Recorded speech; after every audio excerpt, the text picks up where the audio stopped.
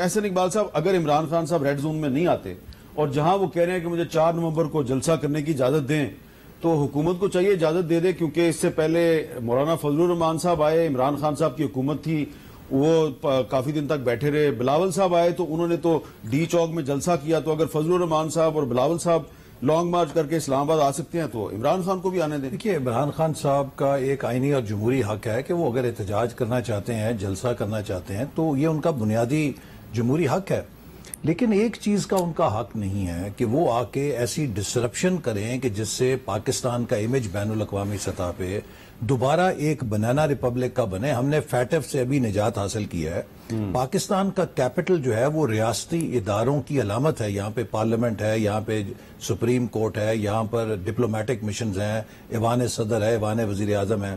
اگر red zone کے اندر دیکھیے اب تک کا جو ان کا ٹریک ریکارڈ ہے، جب پہلی دفعہ 2014 میں آئے انہوں نے انڈر ٹیکنگ دی لیکن اس کی خلاف ورزی کی، ڈی چوک کے اندر آ کے ریڈ زون میں آ کے انہوں نے دھرنا دیا۔ چین کے صدر کا دورہ تھا، ان کی منتیں سب نے کی، ہم نے کی، چین کے سفارت خانے نے کی کہ 3 دن کے لیے آپ ہٹ جائیں، چین کے صدر کا دورہ ہونے دیں، نہیں ہٹے وہ۔ اسی طرح جب 25 مئی کو بھی وہ آئے، سپریم کورٹ نے واضح طور پہ کہا کہ ریڈ زون میں داخل نہیں ہوں گے، لیکن ان کے لوگ داخل ہوئے اور حکومت کی جو ایک مدافعاتی حکمت عملی تھی اس سے ہم بچے۔ میں 2 چیزوں پہ سوال اٹھانا چاہتا ہوں۔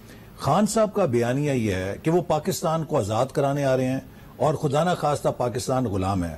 حامد میر صاحب، میں سمجھتا ہوں کہ یہ ہمارے نوجوانوں کی نفسیات کو تباہ کر رہے ہیں۔ ایک ایٹمی طاقت غلام نہیں ہو سکتی۔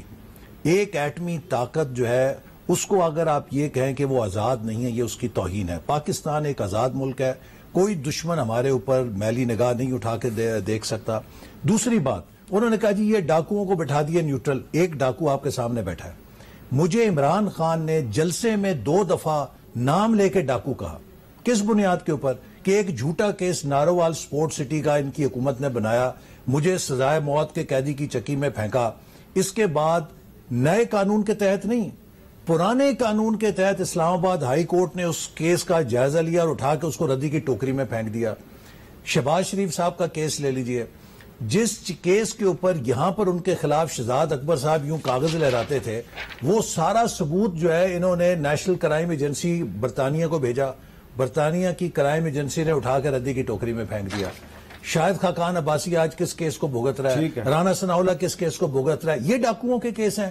اصل بات یہ ہے کہ آپ نے قوم کے اندر ایک تقسیم پیدا کر دی ہے، آپ کی اپنی فورن فنڈنگ پکڑی گئی ہے، توشہ خانہ میں آپ پکڑے گئے ہیں، اپنی چوری کی آپ بات میں۔ الیکشن کمیشن کا فیصلہ جو ہے اس نے تو عمران خان کا کچھ نہیں بگاڑا۔ نہیں، دیکھیے کیوں نہیں بگاڑا؟ میں سمجھتا ہوں کہ جو لوگ نیوٹرل ہیں، جو آبجیکٹیو ہے، مجھے بہت سارے لوگ ملے ہیں جو پی ٹی آئی کے ہمدرد تھے اور انہوں نے کہا کہ یہ جو چیزیں تفصیلات آ رہی ہیں ہمارے لیے ناقابل یقین بھی ہیں اور ناقابل قبول بھی ہیں۔ اسی طرح فورن فنڈنگ کیس کے اندر خفیہ اکاؤنٹ چلائے گئے، لوگوں کا باہر سے پیسہ لا کے، کیوں نہیں؟ مجھے اس سوال کا جواب دیں۔